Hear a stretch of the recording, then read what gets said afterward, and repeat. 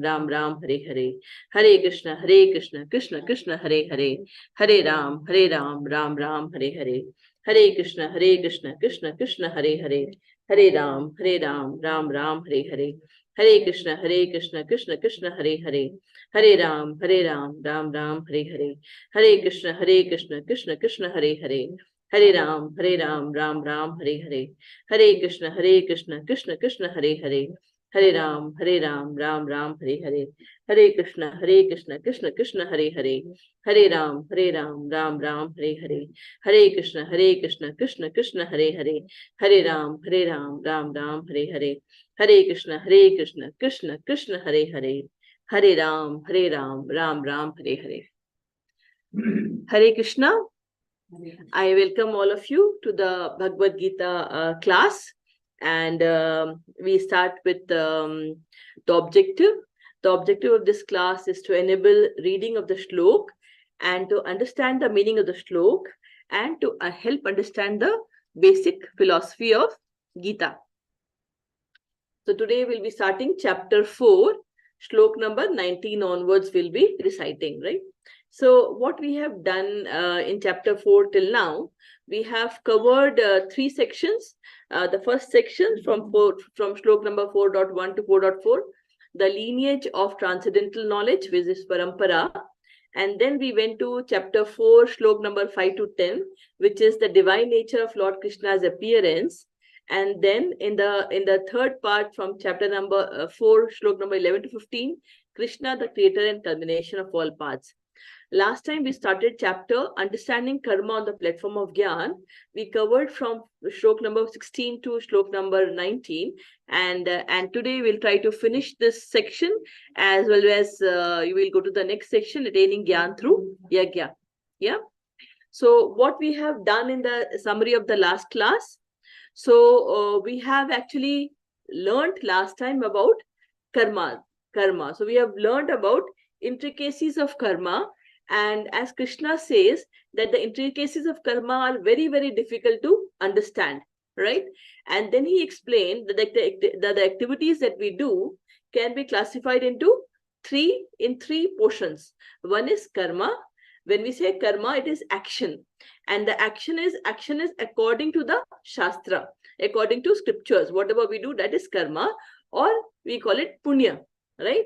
Then we call vikarma. Vikarma is forbidden action. Forbidden action as per the Shastra. What should not be done is the forbidden action, or we call it pap. And then we have akarma. Akarma is inaction or spiritual actions. Yeah. Now, both karma and vikarma causes material bondage. Both material bondage, we get into the cycle of birth and death. Now, whenever we do a punya, as we talked about last time, if we do punya, what happens? It's like a bank account. So we have a bank account for punya and we have a bank account for pap. All the good activities we are doing, it goes into the punya section. All our forbidden activities that we do, it goes into the pap section, right? It's not that both can cancel each other. I can do more punya and the pap will get cancelled. It doesn't happen like that. For all the punya, we have to take rebirth, or we'll have to enjoy the fruits of it. For all the pap that we do, we have to suffer for it. Yeah, that is what is and that's how we come into the material bondage. But akarma, which is a spiritual activity, it transcends us beyond all the modes of material nature. It goes beyond the 3 modes, and it is spiritual. It is spiritual in nature, and the akarma helps us to come out of cycle of birth and death. Akarma, no reactions. We don't get any reactions when we do akarma, and those akarma, it actually helps us to come out of our cycle of birth and death, right? And Krishna says, last 18th shloka, he says, one who sees inaction in action, akarma in karma.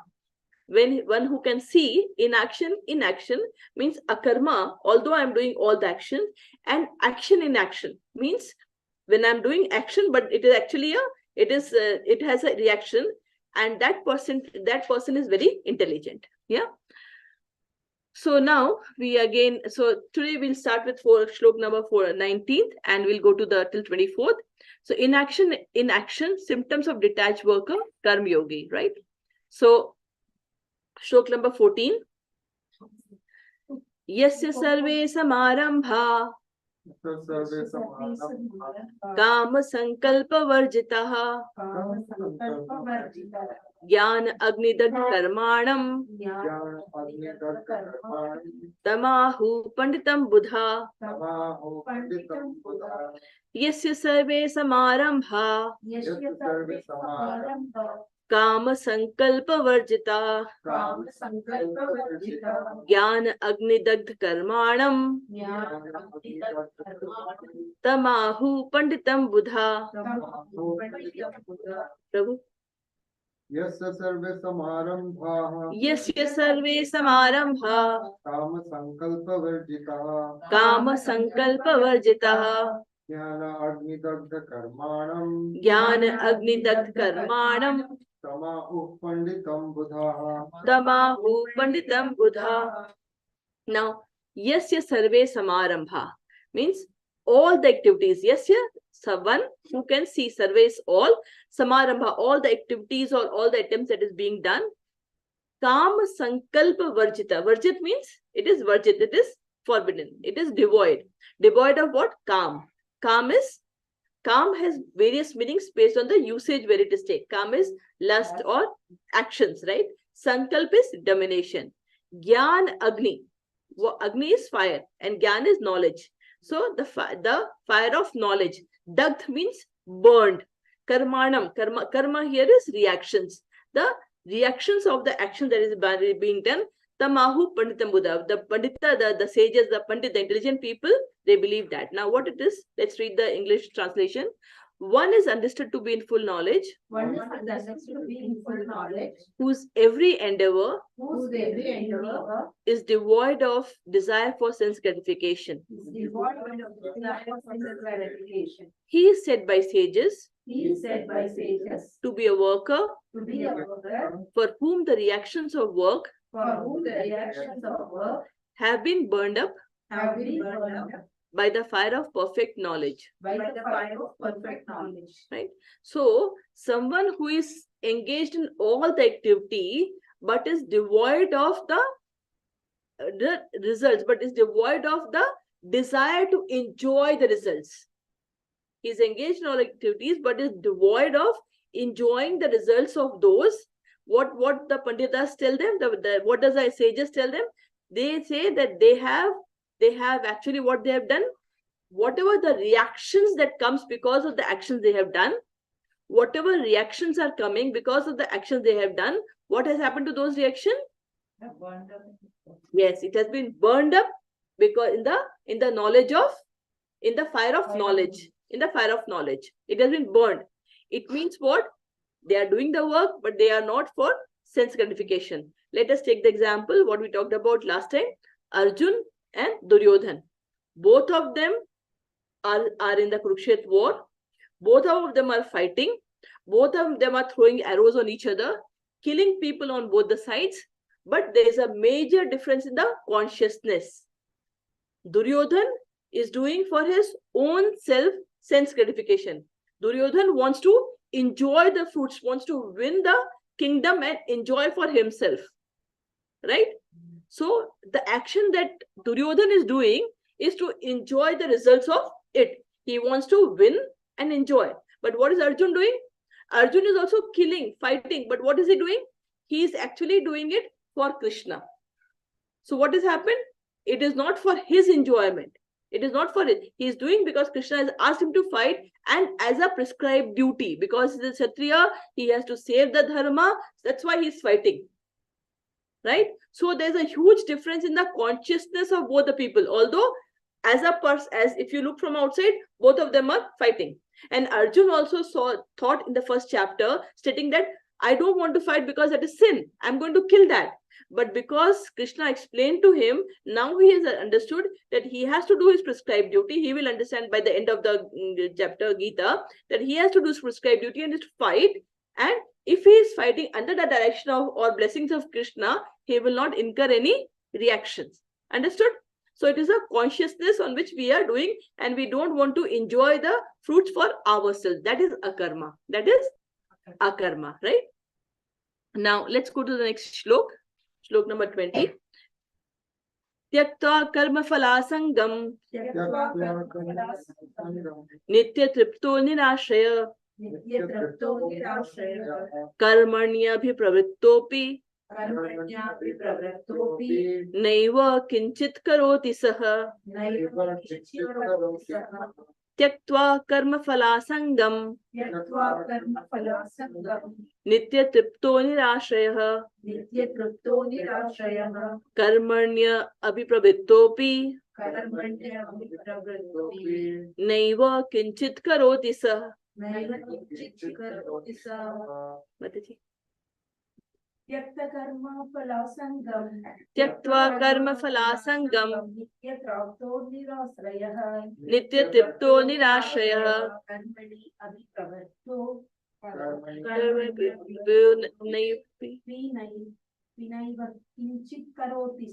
naiva kinchit karoti saha. Yeah. Tyaktva means to leave. What? Karma phala sangam. Karma phala is results of the activity. Sang is attachment to that.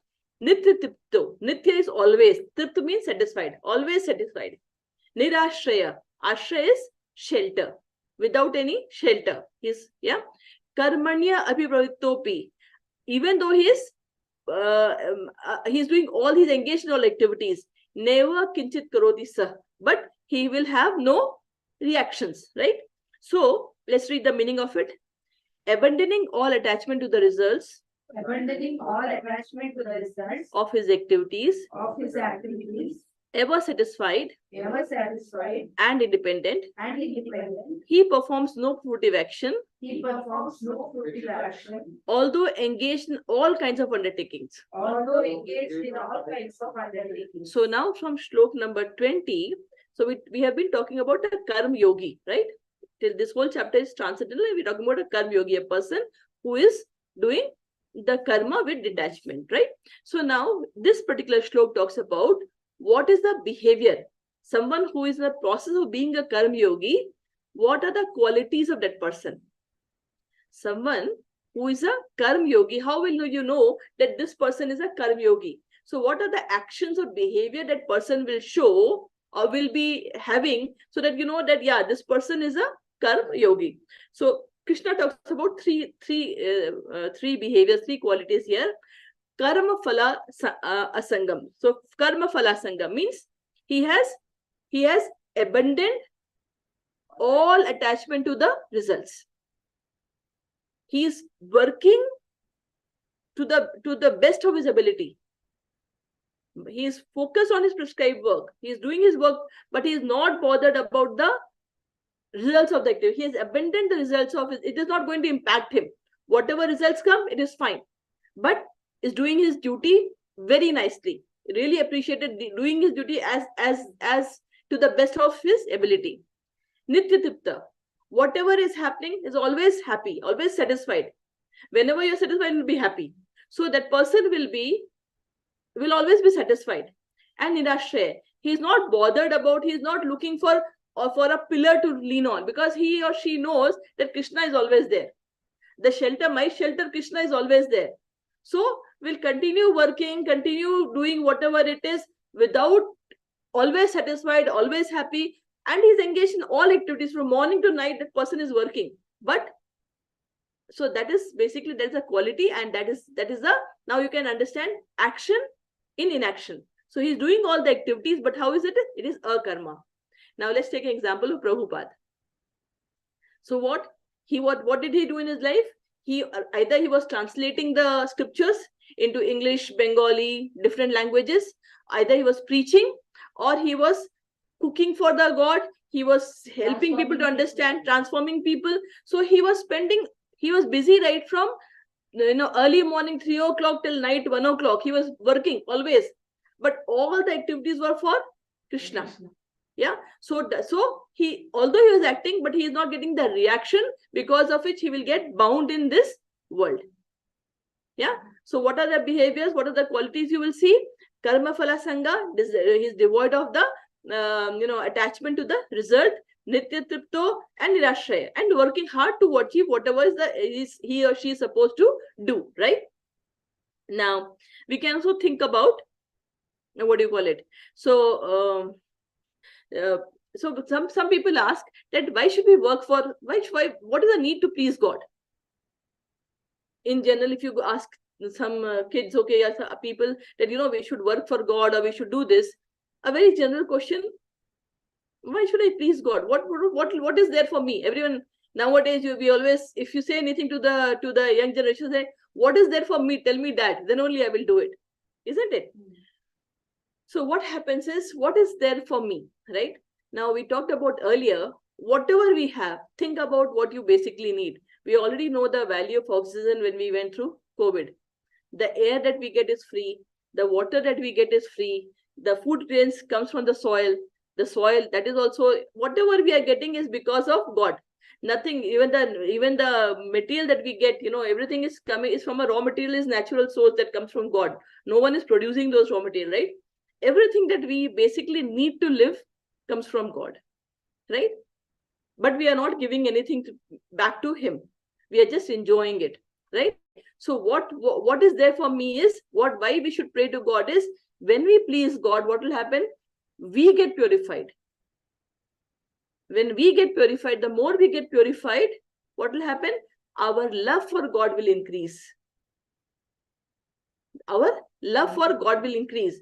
When our love for God will increase, we will break the bondage, the material bondage in which we are. And when we break the material bondage, what will happen? We'll move into the path where we can actually come out of the cycle of birth and death. Yeah. So that is what is there in me, and that is why we should take care of God and pray to God, because everything comes to me. God doesn't have, everything belongs to him only. Nothing is ours, right? Yeah. So that's why we should. Now, there's a very famous, I think everyone knows about that, Adi Shankaracharya's 2 lines before Bhaja Govinda, that he says, Punarapi Jananam, Punarapi Maranam, Punarapi Janani Jathare Shayanam, Ih Sansar Bahut Dustare Kripya Pare Pahi Murare. Right? So what is the meaning of this? Punarapi Jananam, Punarapi Maranam. Again, because of the activity, what happened? We death and we take birth again and again. Punarapi, again, Janani, mother's womb. Janani Jathare Shayanam. Again, come back to the mother's womb. And ih sansar bahu dusta. This world, this sansar is, it's a very, it's not the right place to stay, baby. So who can take it out? Kripya pahi Murari, oh Murari, help me to come out of this world, right? Yeah. And similarly, okay, let's move to the next shlok. So now, from shlok number 21 to 23, Krishna will talk about the perfect qualities of perfect karma yogis who have actually become, transcendents. They have achieved they are the perfectionists in karma yogis. What are their qualities? Yeah. Nirashirya yachitatma, त्यक्त सर्व परिग्रह, शारीरम केवलम कर्म, कुर्वान् आप्नोति किल्बिषम, निराशीर्य चित्तात्मा, त्यक्त सर्व परिग्रह, शारीरम केवलम कर्म, कुर्वन् आप्नोति किल्बिषम. माताजी.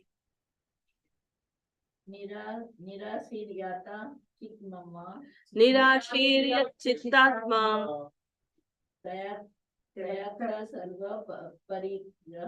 त्यक्त सर्व परिग्रह,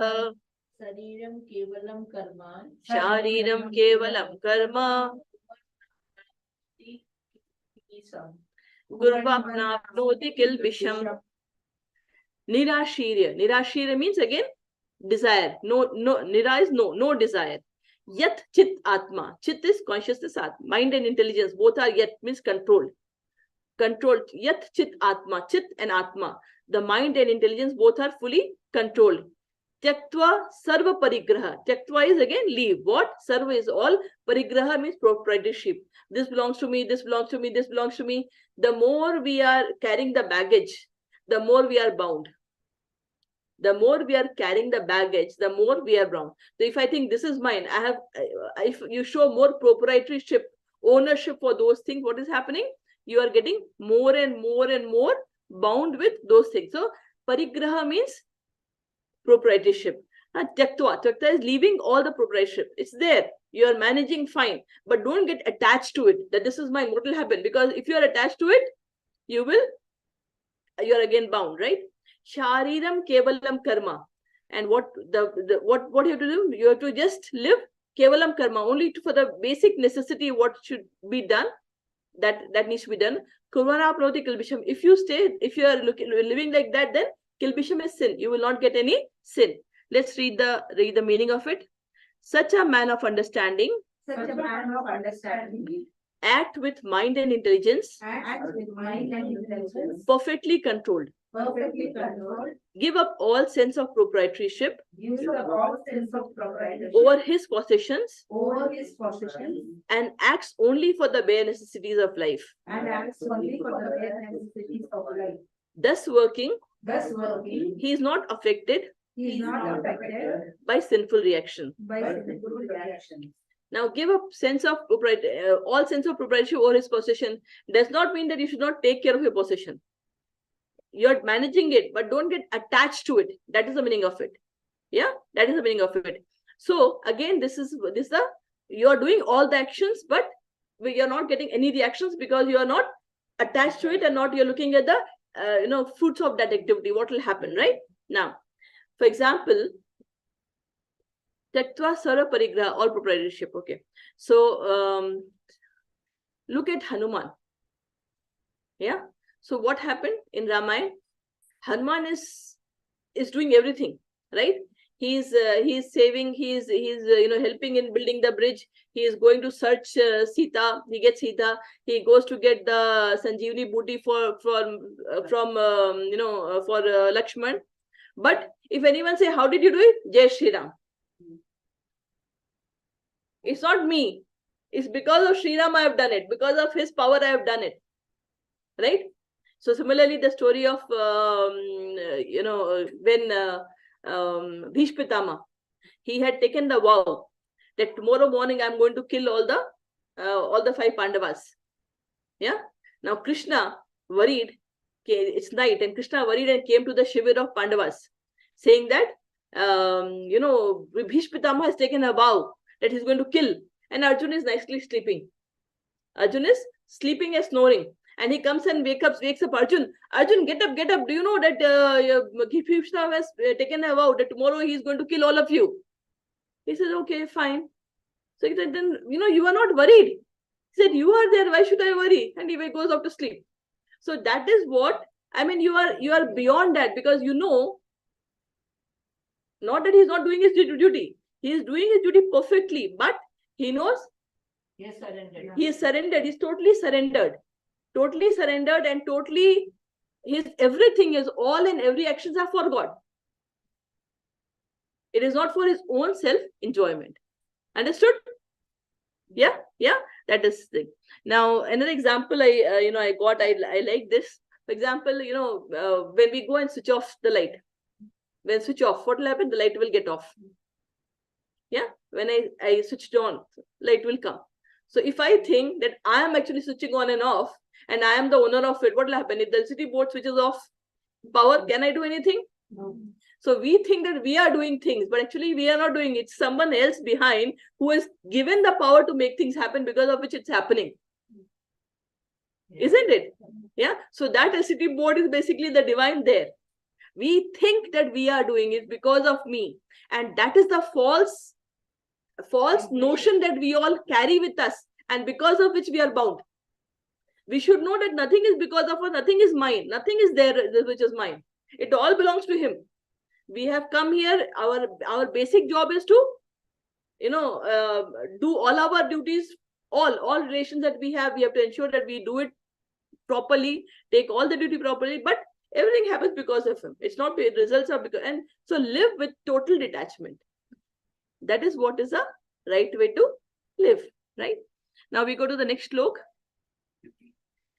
Yadrichhalabha santushto Santushto द्वन्द्वातीतो विमत्सरः Dvandvatito Vimatsarah समः सिद्धाव सिद्धो च Samasiddhava Siddhaucha कृत्वापि न निबध्यते Kritva Pina Vipadyate यदच्छलाभ संतुष्टो Yadrichara Santushto द्वन्द्वातीतो विमत्सरः Dvandvatito Vimatsarah समः सिद्ध्वा सिद्धो च Samasiddhava Siddhocha कृत्वापि न निबध्यते.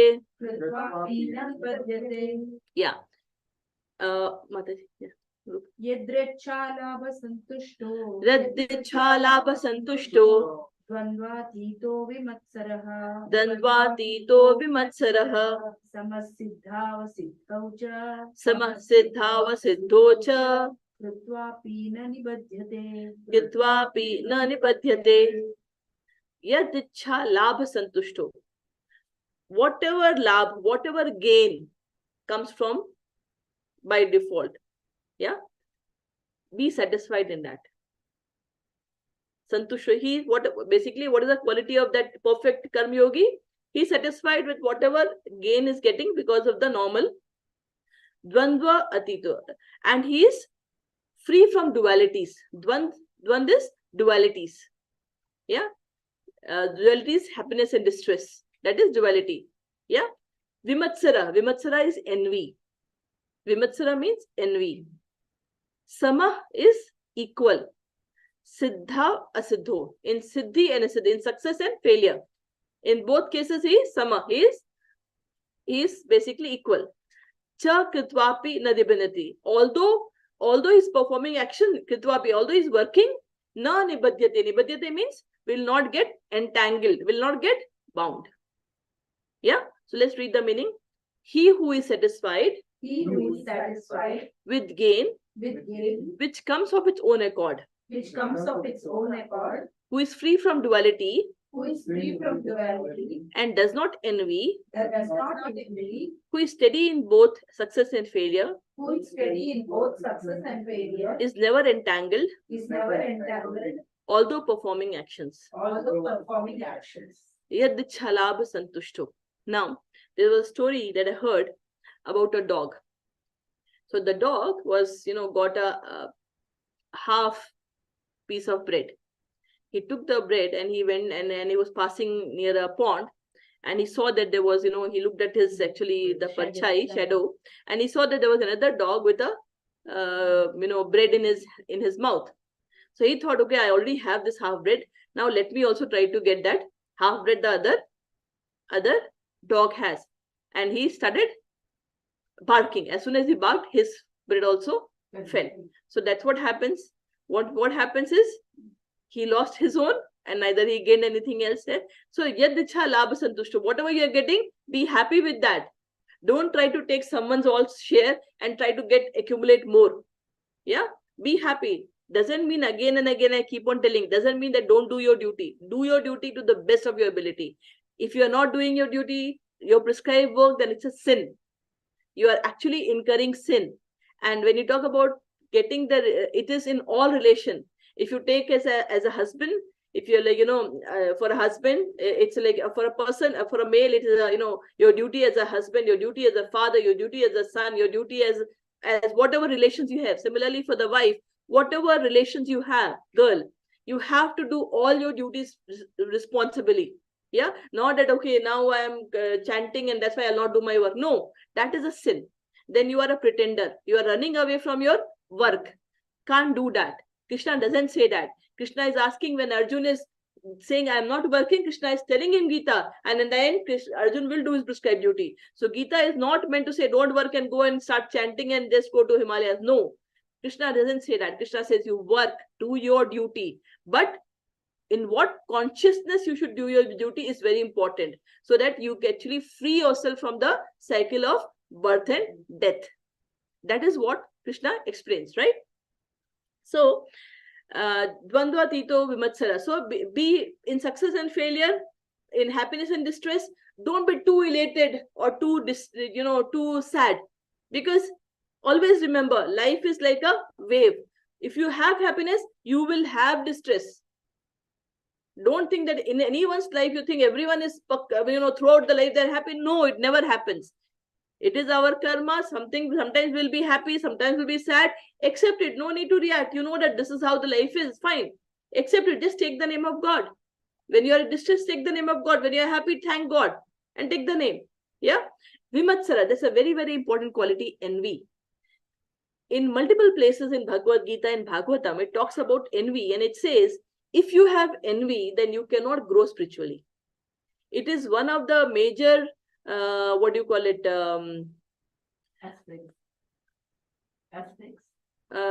major dushman, or what you call quality. If you have that quality, envy, you will never grow spiritually. Yeah. So Ripu, why? So envy is more like, if someone, two people are working in office, both have worked hard. Maybe the first person have worked very hard, and he or she didn't get promotion, but the other person got promoted, and you started envying that person. Remember, karmaniya vadikaraste ma phaleshu kadachana ma karm phal hetu.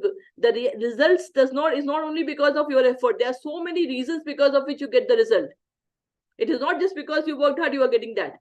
So don't get that, and don't get envy, because if you envy, you will not be able to grow spiritually. Remember that. So envy is one of the very important thing that you have to try to ensure that that comes out, right? It gets removed, right? So how to do that? Envy. What is the opposite of envy? It is praise. Whatever, if suppose that feeling comes of envy, start praising the same thing. Wow, so beautiful, so nice. So what will happen? That tendency of getting envy will actually get reduced. So Krishna says that the person who, now in he's talking about the qualities of a karmyogi. He is without envy. He is vimatsara. He does not envy. Yeah, that's a very important quality. Sama siddha sudha. Be sama, be equal in success and failure. Tomorrow you may be a CEO of a company. Something may happen, the company may close. You are not nowhere. Yeah. So don't be too elated something you have got and to be too sad, because it's just karma. Accept it and move forward. Yeah. And so if you do like that, then although you are performing all your actions, you will not get bound. The person will not get bound, right? We go to the next slok. Gata sangasya muktasya jnanavasthita chetasah yajnaya charatah karma samagram praviliyate. Gata sangasya muktasya jnanavasthita chetasah yajnaya charatah karma samagram praviliyate. Prabhu. Gata sangasya muktasya jnanavasthita chetasah yajnaya charatah karma samagram praviliyate. Gata sangasya muktasya. So here Krishna says, someone who is unattached to the modes of material nature. We know what are the modes of material nature? The mode of ignorance, the mode of passion, and the mode of goodness, right? So this person who is a karma yogi, who is a perfect karma yogi, he is not attached to the modes of material nature. He is beyond that. He is transcendental, right? Jnana avasthita chetasa. His consciousness is always situated in transcendental knowledge. He is fully in transcendental knowledge. Yajnaya charatah karma. Yajna has multiple meanings depending upon where it is used. So the most common meaning that we know about yajna is the fire sacrifice. That's what we all know. Now, next few shlokas that Krishna will be talking about will be only about yajna. Yeah. So yajna also means Vishnu. Yeah. Yajna also means the process of doing things. Yeah. So here this particular word is relating us to the next shlok and the next few shlokas that we'll be reading. Yajnaya charata karma. All the karma, all the work, action that is being doing is offered to yajna, is offered to Vishnu or Krishna, is offered that to the samagram pravidete, and it gets merged into transcendence. Yeah, let's read the meaning of it. The work of a man The work of a man who is unattached who is unattached to the modes of material nature to the modes of material nature and who is fully situated and who is fully situated in transcendental knowledge in transcendental knowledge merges entirely into transcendence. merges entirely into transcendence. So, for the perfect karma yogi, all the action that he is doing will actually finally lead him to the transcendental knowledge and it will be merged to transcendence. It will be above the modes, right? That's what is the shlok number 21 to 23, the qualities of the perfect karma yogi. Now we go to the shlok number 24, important shlok. Brahmarpanam Brahmahavir Brahmagnau Brahmanahutam Brahmaiva Tena Gantavyam Brahma Karma Samadhina Brahmarpanam Brahmahavir Brahmagnau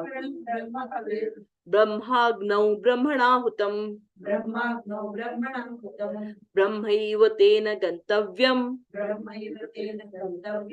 Brahma Karma Samadhina. Brahmarpanam Brahmahavir Brahmarpanam Brahmahavir Brahmagnau Brahmanahutam Brahmaiva Tena Gantavyam Brahmaiva Tena Gantavyam Brahma Karma Samadhina. So there are 6 Brahma in this shlok. Yeah, and so Brahma again means lot of things. Yeah, it has got multiple meanings. Yeah, we know Brahma is Lord Brahma. Brahma is also spirit soul. Yeah, Param Brahma is supreme Lord Krishna. Param Brahma is, we'll read about that in 11th chapter. Yeah, then Brahma is also spiritual. Brahma is also spiritual.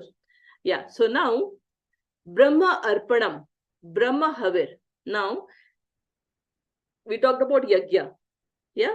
Now, when we are doing a fire yajna, this is a very important shlok to understand because next 5 shlok is based on this shlok. Yeah. So when we are doing a fire yajna, what happens? You have the kund. You have a fire kund, right? So that's supposed to be the mouth of Vishnu. And the Agni that we have is the tongue of Vishnu on which we offer whatever we are giving, right? That is the thing. Now, when we are doing the yajna, what are the process? There's a person, there's a Brahmin who is actually performing, right? So yeah, so he's a spiritual person. There's an instrument. There's an instrument by which you offer ghee and other things, right? Yeah. Then we have something we are offering inside. Some oblations we are giving. Something we pick and put inside. Yeah. So let's see how many parts we do. Yeah. So we have some instruments that we use to do the yajna, right? So we'll call it some, that's instrument, Brahma. Okay? Next one is we are offering ghee or something, that is the oblations that we are giving, right? Then what we are doing, there's a fire in which we are giving. That is again Brahma Agni. So there's a fire in which we are giving. Yeah. Then someone who is performing the sacrifice, who is a Brahmin who is doing the hutam, who is also doing the sacrifice. And when all these things are doing, there's a purpose behind this, why we do the yajna. Like last Sunday, we did the yajna for the peace and happiness for the entire world. Yeah, we welcomed Ram and we did the yajna for the peace and happiness of the entire world. That's what we did, right? So there's a purpose behind why we do yajna. So it has got 5 components, right? So now we will name these components and we'll start using those components. Now let's read the, did anyone read this shloka? Did you read? Yeah. Yeah, you read, okay. Let's read the meaning of it. A person who is fully absorbed in Krishna consciousness is sure to attain the spiritual kingdom because of his full contribution to spiritual activities, in which the consummation is absolute, and that which is offered is of the spiritual nature. Now let's go back to the shlok. Brahma Arpanam. So we are doing some Arpanam. We are doing a spiritual Arpanam. Yeah. With the here Arpanam is both the Arpanam, it could be thing as well as the instrument. Yeah. That is one. Brahma Havir. Havir is the butter or ghee that we are giving. That is also spiritual ghee that we are giving, right? Yeah, oblations we'll call it. Brahma Agni, the spiritual fire. The fire which is there is also spiritual. Brahmana Hutam. And the Hutam is the person who is actually speaking the mantra and of doing the offering is also spiritual. If this is a condition, then what will happen? Brahmeva ten gantavyam. Then what will happen? The one who is doing will also go to Brahma, will also transcend. Who is doing that? Brahma karma samadhina. Why? Because his full activity is spiritual. Yeah. So if I read the other meaning, spiritual oblation with spiritual instruments offered in spiritual fire by the spiritual person. Are we all ready? By the spiritual person. If this is happening, one surely attains the spiritual kingdom by being absorbed in the spiritual activity. Okay? If we are doing this, what will happen? Then one will surely attain the spiritual kingdom because the person is entirely absorbed in the spiritual process. Yeah, but anyway, that process doesn't continue for the whole life. It is only for some time, right? Okay. So now now here I will again. So there are 5 things that happens in yajna. First is Brahma Arpana. We are calling spiritual offering, which is instrument, swaha or mantra that is also being used. Brahma Havir, spiritual oblation, spiritual fire offered by the spiritual perform, and the purpose is we reach the spiritual kingdom by being absorbed in spiritual activities, right? That is the meaning of slok number 24. And that finishes my last section, this section that we were doing. And we go to the next section. Attaining Gyan. Huh? This before eating meal actually I have seen. Is it? Yeah. Okay. Okay, that's nice. It is a very important slok. I mean, we spiritualize the thing by speaking that. Now, the next section is from Shlok number 25 to 33. And here we are talking about attaining Gyan through Yajna. Yeah? What is Gyan? What is transcendental knowledge? What is Gyan? So, That dispels darkness. Gyan. Transcendental knowledge. What is transcendental knowledge? Huh? Given by Krishna. Yeah, when I'm saying transcendental knowledge, what is the meaning of that? When we say from karma, so whatever after the promotion, like when you finish, when you have achieved karma, when you understood that, you actually the next phase to that is what you achieve. You achieve the transcendental knowledge. What is the Gyan? So what is a Gyan? When you say Gyan, what does it mean? That helps you above your modes of material nature. Yeah. So that go beyond. Yes. So what is transcendental knowledge? When someone says that this is this chapter is basically transcendental knowledge, right? So what is transcendental knowledge? Transcendental knowledge or Gyan. When you say this is a Gyan yogi, it means the person, a Gyan yogi or transcendental knowledge is when someone understands that we are not this body, we are spirit soul. Yeah, it means we are promoted from being just not realizing that our body and soul is different, and actually we are a part and parcel of Krishna, as Krishna said. When we have that knowledge that our body is temporary, our soul is permanent, it is in a journey. If we have understood that, yeah, and the person who has really understood it and also have understood the relation of the soul with the Paramatma, with the super soul, yeah, when someone who has understood that, that is a Jnani. That is a Jnana yogi. So we talked about a karma yogi, right? We said karma is by activity, be detached to the work. Who is a karma yogi? Who is doing all the work, prescribed duty, but without attachment, with no desire for enjoyment. That is a karma yogi, right? Yeah. And yogi means that is offering everything to yogi is when it is attached to Krishna. That is yogi, right? That is karma yogi. But from karma yogi, when do you become Jnana yogi? When the karma yogi has understood that I am doing all the work, it is not me, it is basically then I am not this body, it's a temporary, and I have he has reached the stage where he understands about the body and soul difference, and he has understood that, so what is soul? So yeah, he has understood that soul is basically, body is just a covering, just like a cloth we wear. He has understood that soul is a part and parcel of Mame vansho jiva loke jiva bhuta sanatana. Krishna says in 14 in the chapter that this soul is a part and parcel of, in the 15th chapter, part and parcel of me. So someone who has understood this and is living by that behavior is a Jnani Yogi. And that is the transcendental knowledge that the chapter 4 is talking about, right? And so two things, I'm not this body, I'm the soul, and the relation of soul with the supreme.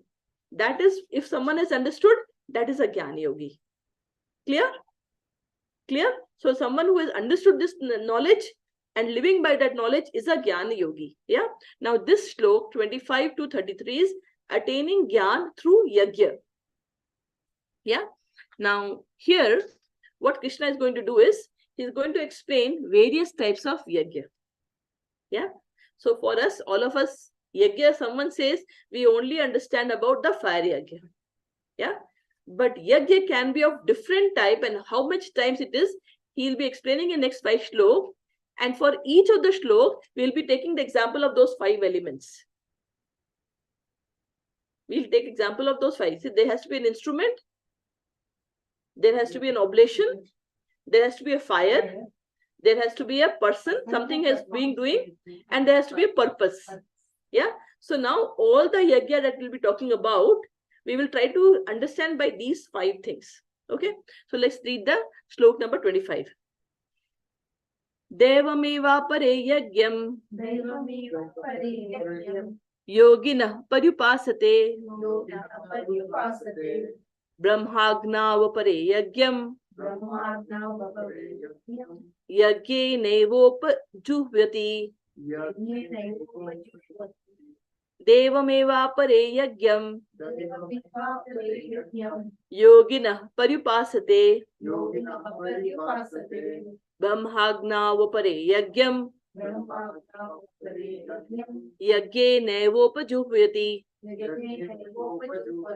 So now the question is, now next 5 sloka I'm only going to talk about Yajna and various types of Yajna that to learn. So the question is, why Yajna? Why sacrifice? Why should we do the sacrifice? Yeah. So again, let's go back to basics. All of us, any of us, we all know that we are body. And the way we live is also from a bodily perspective. This is mine, this is mine, this is my father, this is my family, this is my family, this is, and I do everything for me with my bodily relation. But this is a temporary, it is a temporary phase. I am here. My permanent is my soul, which is in a journey, After this body goes, my soul will be there. It will go to the next body. Right? We all know this, right? So why sacrifice? So in general, everyone, and if you remember the cycle of sacrifice we read in the last chapter, 3rd chapter, where Krishna said that everything is given by me, and who is not giving, he is enjoying without giving me is a thief. He declared it. He is living a sinful life. He is just enjoying and everything, not giving it to me. He is a bigger thief, and he will incur sin. So what I did, when I have given when they wanted to go to this material world, along with the material world, I also sent Yajna. I also sent Yajna to this material world. Why? So why sacrifice? Because when we do sacrifice, it slowly purifies us. Why purify? How does it purify? When I'm doing Yajna, I do with a purpose. I want to achieve this. Oh, I want some happiness. I need this person to pass, or I want to get this promotion. I do this Yajna and I will achieve that. So what happened? My faith in that whole process got affirmed. Oh, my daughter is not getting married. I want to marry my daughter. Let's perform this Mangalya home and my daughter will get married. What happened? I got confirmed faith by doing Yajna, I will achieve this. So Krishna, what he did? By the process, he sent Yajna, so that although I'm totally, I don't know, I'm a body, I don't have knowledge, but because of this slowly process of Yajna that is being given to me, my faith in the process starts increasing. Yeah. And when the mantras are chanted, that is actually purifying me. And when I'm getting the more I get purified, the more attraction I'll have towards God. The more I'll try to know more about it and do more things. You're getting me? So why sacrifice? Because to reaffirm. And what happens by doing that? We are actually spiritually slowly moving forward. Understood? Then why different type? Now we'll be talking about different types of Yajna. Why different type of Yajna? Because in the material world, there are different type of people, and there are different levels. Someone is too much knowledgeable, someone doesn't know. So there is a different process for different people, so that they can actually do that, so that they can move to the next level. Understood? Yeah. Now let's go to this first thing. Here I'll take the two sentences separately, right? We'll go to the first sentence now. Please repeat after me.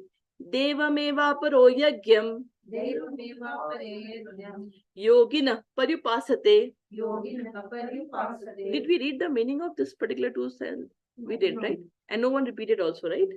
Rupa, you're supposed to read it. Yourself? Mataji, please. Yeah.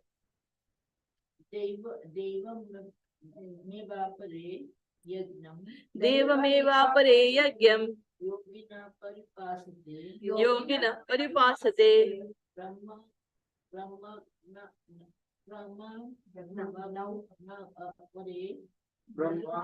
Pare yagyam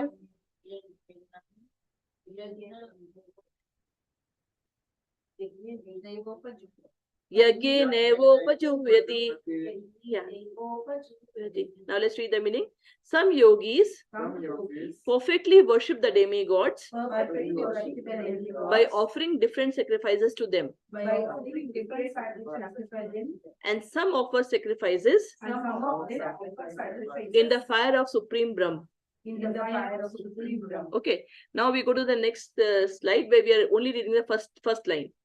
Devameva paro yagyam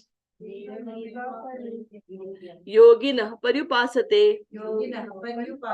So now we'll start comparing with the 5 things, right? So we'll talk about the performer. Who is the performer in this? Which yogi? He's a karma yogi. Yeah. So who is performing the yajna? He's a karma yogi. Now, what is he offering? Karma. He's whatever, he's a karma yogi. So he at this point of, he's not a perfect. He's a neophyte. He's actually moving forward. So he has his material possession, whatever money or things he has, he's offering that. I have some money, I'll offer that. So he's offering. What is the offering? The first one, spiritual offerings. What is the offering he's giving? The money or whatever money can buy. He's offering that, right? The performer is a karma yogi, and he's offering the material possessions that he has, right? And what is he offering in? So he's doing some ritual. Some rituals he's doing. Yeah, some type of homa he's doing. Some karma kand rituals he's doing, right? And to whom he's doing that? He's doing to Devi or Devta. He's doing that to Devi or Devta. And why is he doing that? To get some material benefit. Yeah. So we say, Rupam Dehi, Dhanam Dehi, Yasho Dehi, Disho Dehi. A very famous thing that we do, right? We chant this Rupam Dehi, Jayam Dehi. So what we are doing? We are actually giving to some Devi or Devta, yeah, what we have. And in return, we are asking happiness. I will do this, let my child pass, I am going to give you this one. So I am doing a negotiation business. I am doing a bigger yajna so I can get more material happiness. Got it? So this is what I did. I did business with it. And what I'm doing, I'm getting bound. My faith has increased. I have moved forward, but I'm also getting bound. I'm doing there and I'm asking for more. Give me more. What? You give me, yes, give me more money, so that I can enjoy more. So I'm getting more and more bound. Okay? Now next line of this one. Brahmagnava pare yagyam yajnevopajuvati. Yeah, juhvati means to offer. Juhvati means to offer. Now here it's talking about Brahma. Brahma agnava pare yagyam. Now here he's talking about Brahma is what? Brahma Jyoti, Brahma, Aham Brahmasmi, right? So from Karma Yogi you move to Jnana Yogi. Now the Jnana Yogis, what they do? They believe in the impersonal Brahma, the Brahma Jyoti. They believe in the impersonal Brahma. They believe in Brahma. So here, who is the performer? Performer is a Jnana Yogi. This performer he is doing the yajna. Who is doing the yajna? Performer is a Jnana Yogi. And what is he offering? He's offering, what do? They are offering the chanting of Omkara. Chanting of Omkara. That is what they are offering. What they are offering? to, and what is the obligation, what they want to give? They're offering themselves. So when you are saying impersonal Brahma, whoever prays to impersonal Brahma, what is happening? When we pray to impersonal Brahma, I want to Aham Brahmasmi, I want to get merged to you. When you say Aham Brahmasmi, it means I am you. Soham, I am you. I want to get merged to you. That is impersonal Brahma, right? So there's a Brahma, and I want, what am I offering? I'm offering myself. And I want to, what is the result I want? I want to get merged to you. Yeah. So now again, let's see. So who is the performer in this case? Brahmagno. Brahmagnava pare yagyam yagye nevopajuhyati, right? So who is the performer here? He's a Jnana Yogi. What is he offering? What is the process he's following? What is he offering? He's chanting the Omkar. And what by chanting Omkar, what is the oblation he's giving? He wants to give?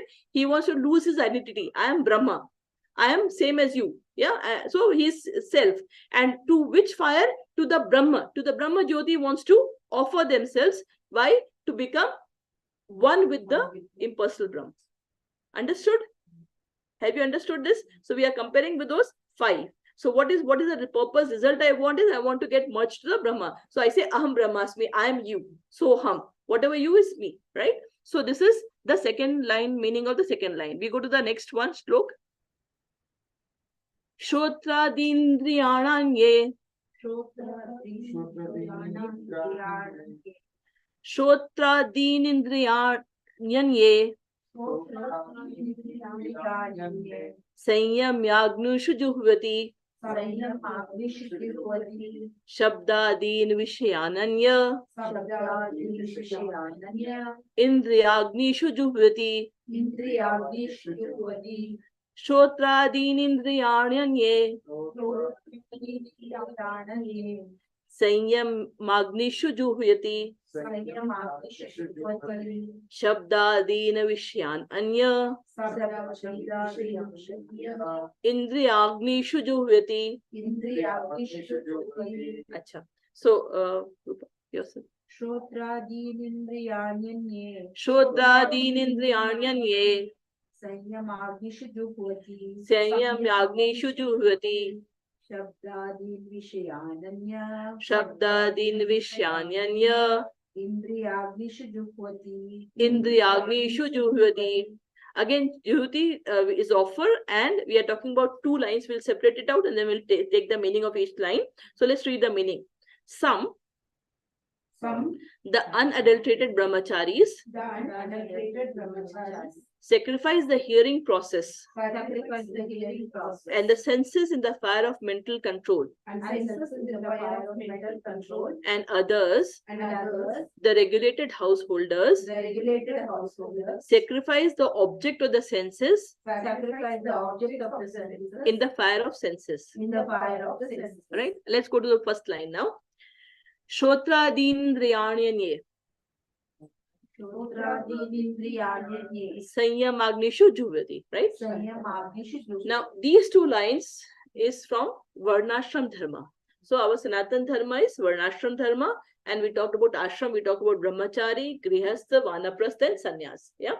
And Krishna says that I am the creator of this Varnashram Dharma, and it has been created in such a way that when we are born in this material world, if we follow the Varnashram Dharma, slowly we will actually mature spiritually, and finally if we follow the sannyas, we will actually move, we'll achieve what we want to achieve. We will go beyond this birth and death, right? That's what it says. So here, Shotradindriyananye Sinyashu Jyoti. This is for brahmachari. The first one is for brahmachari. So who is the performer in this case? The brahmachari. Now, what is he offering? Shotradini. Shotra is hearing. Shotradini. Indriyani is senses. Indriyani is senses. Anya is and all others. Anya, there are 3 words there, right? Shotra, Indriyani, and Anya. Shotra is hearing. Indriya is other Indriyas. Anya is Indriya is senses, and Anya is others. Sanyam. Sanyam is control by mind control. Agnishu. In which Agni we are giving? In the Agni of mind control. In what Agni are we offering? In the Agni of mind control. Jivati is offering, right? So now let's look at from a brahmachari perspective. Who is the performer? Performer is brahmachari. What is he offering? He's offering the senses of hearing. It means as a brahmachari, you are supposed to hear only the transcendental knowledge, or which is related to your education. Means brahmachari should be focused on studies, transcendental learning. That is what the brahmachari should be focused on, learning, transcendental knowledge, right? And that is, and all other senses should be focused towards learning, right? And what is he giving? What is he offering? He's offering his senses. Means I'm controlling my senses so that I can learn, right? And what is which fire I am offering? In the mind control. Sanyam Agnishu. In which Agnishu? In the Samyam, in controlling my mind. And what will I gain? I will gain knowledge, transcendental knowledge, if I'm hearing all transcendental thing, or if I have to do, whatever studies you are doing. So as a brahmachari, you are supposed to use all your senses for learning transcendental knowledge and your whatever relevant knowledge you are supposed to learn. Yeah, that is what your focus should be, and that is what the brahmachari should be. So that is the first phase. The second line, we go to the next thing. Shabda Deen Vishyan Anya. Shabda. What is Shabda? Shabda is sound. Shabda. Shabda is sound, right? Sound comes from your mouth. Yeah, and sound is again here. So now, Shabda Deen Vishya Anya. And Anya, Vishya is objects, Anya is others, right? Indriya Agnishu. Indriya is sense, Agnishu, in the fire of senses. What happens? So now, this is for Grihastha, Jivati, offer. So what is the Grihastha doing? Varnashram, what is the Grihastha supposed to do? He has to, so who is the performer? Grihastha. What is he doing? Shabda Dini is, so now we have sense objects. What are sense objects? We have hearing, talking, mouth, eyes, nose, and touch, right? This is so our eyes are, so what are the objects of senses? What do we do from our ears? We hear. What do we with our eyes? It is, we see, our sight, right? Then our mouth is our taste, what we speak and what we taste, right? Nose is smelling and touching. So Krishna says here that for a grihastra, all should be controlled. All the objects which the senses should be watching should be controlled. What your eye should be seeing, sight, it should be controlled. Yeah, it should be under control. What you are hearing should be under control. You have some freedom from a brahmachari to enjoy in your life, but that has to be controlled. That has to be in a proper control, so that then what you are eating has to be controlled. Not that anything you're eating, but it has to be prasadam. So if you do that, then you will move forward in your spiritual life. So Grihastha is supposed to be, I am now married, I can do whatever I want, whenever I... No. Grihastha also have to lead a very disciplined life with all controls. With his eyes should be controlled, what he is watching. His ears should be controlled, what he is listening, what he is eating. It should be all controlled. Then he'll move forward in the spiritual life. Okay? This is the two. They are so today. What happens? We are all, our everything is controlled. Whether it's a brahmachari or whether it's grihastra, our life is in Netflix. Our life is on mobile. Our life is in social media. So how will we move? How will we grow spiritually? So we have to control that. And when we control that, what will happen? We will get the chance. It's not that bad, because we should know what we should use it for. It's good that we have social media. We can actually, now sitting here, we can listen to such beautiful stories from different sources or from our scriptures, right? So that is an advantage. So we should know how we should use those things, right? So with this, we will end today, and it continues. Actually, 5 things are there. So with this, so we'll end here today. So thank you. Let's chant the Krishna mantra. Hare Krishna, Krishna Krishna, Hare Hare. Hare Rama, Rama Rama, Hare Hare. Hare Krishna, Krishna Krishna, Hare Hare. Hare Rama, Rama Rama, Hare Hare. Hare Krishna, Krishna Krishna, Hare Hare. Hare Rama, Rama Rama, Hare Hare. Hare Krishna. If you have any questions, you can please write to me. I will answer.